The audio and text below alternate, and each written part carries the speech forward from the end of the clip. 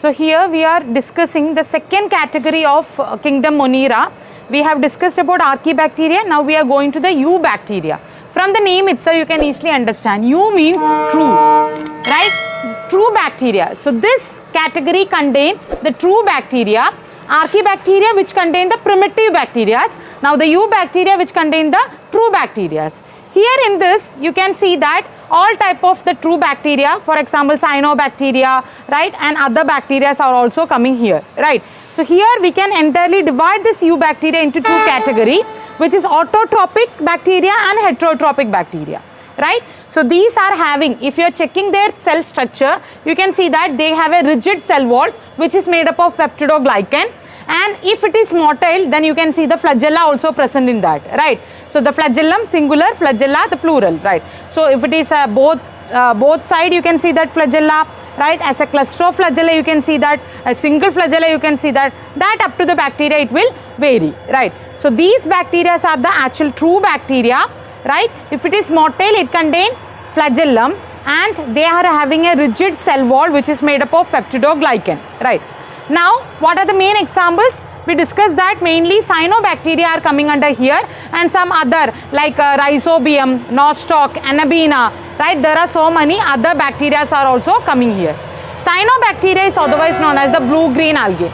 We already discussed that these are actually photosynthetic bacteria, right.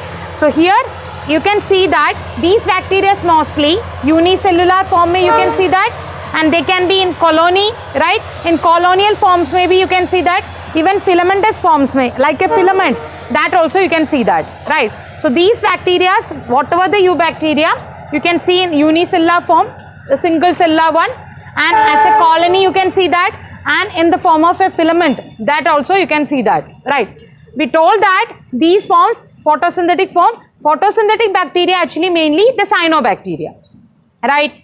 So in that I told you autotrophic bacteria and heterotrophic bacteria. Autotrophic bacteria, the photosynthetic bacteria is also there and the chemosynthetic is also there. Photosynthetic means which can prepare their own food by utilizing sunlight.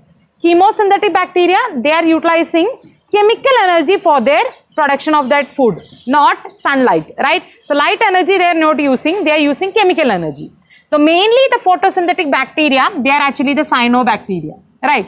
So here these bacteria can be seen in fresh water, you can see in marine habitat, even in terrestrial habitat also you can see this bacteria. Cyanobacteria, I told that they are photosynthetic in nature. They contain chlorophyll A, this is a pigment chlorophyll A, and carotenoids also, carotenoids, right. That also you can see in cyanobacteria.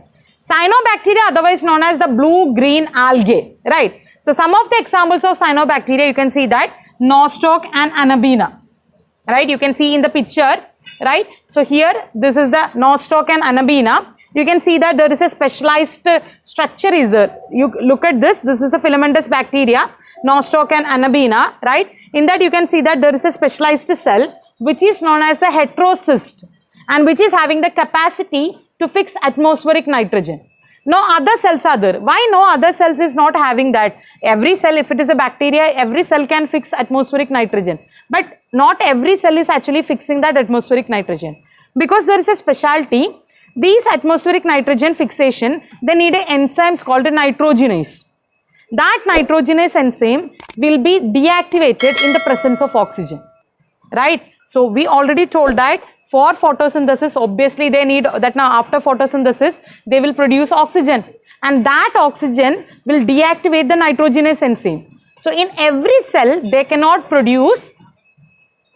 fix atmospheric nitrogen. So they have a specialized cell which is known as the heterocyst, right, in which the nitrogen fixation is occurring.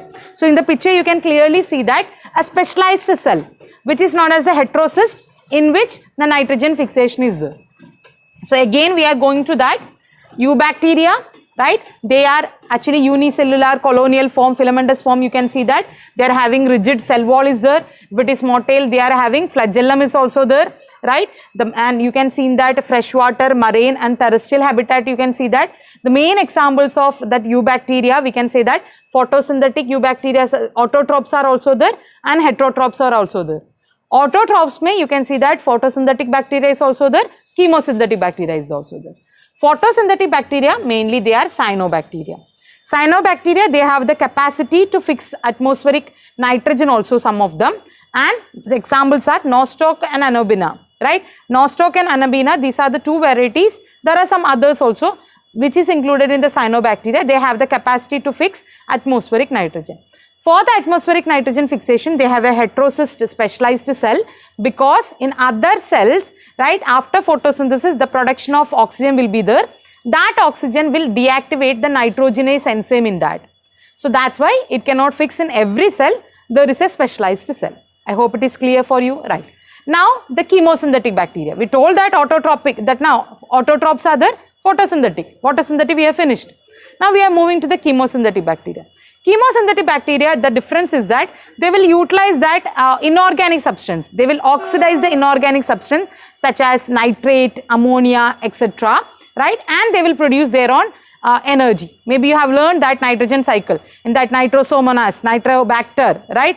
These all are the bacteria, or these are the, you can see that in legume plant also, right?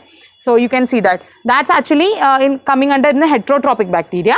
But in chemosynthetic bacteria, you can see that they will utilize that that nitrate or ammonia, that ammonification process in that, and Nitrosomonas and Nitrobacter. These are actually utilizing the nitrate and ammonia, right, for their production of air energy, right. So that means they are utilizing inorganic chemicals, right. They are oxidizing the inorganic chemicals for their production of energy. So that's why they are known as chemosynthetic bacteria. They are also autotrophs.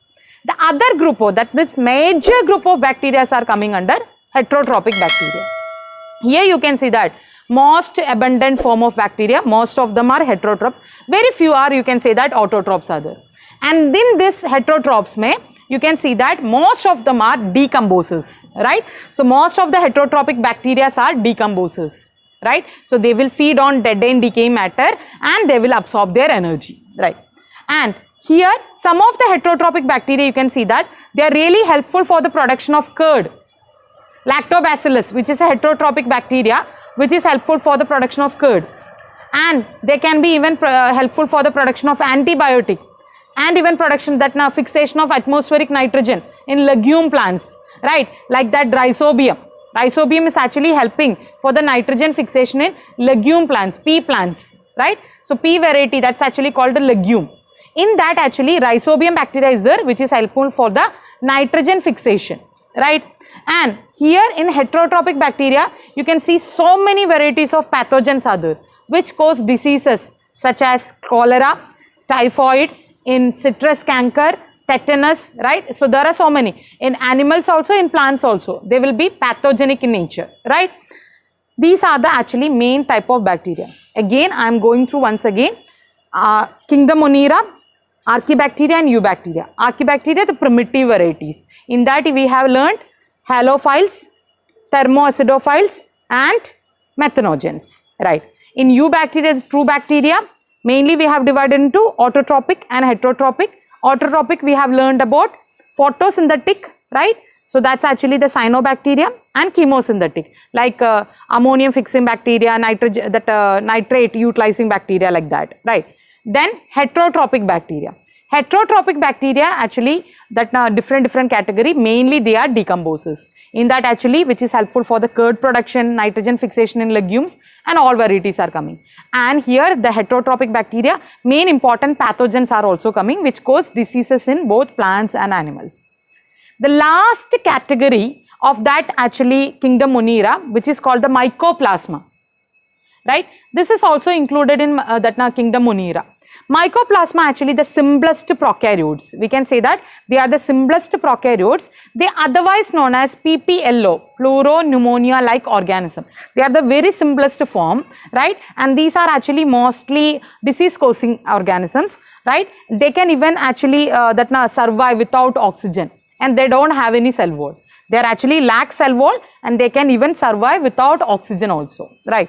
And most of them cause diseases in plants and animals. So here we are finishing the Kingdom Monera. I hope you understand it clearly.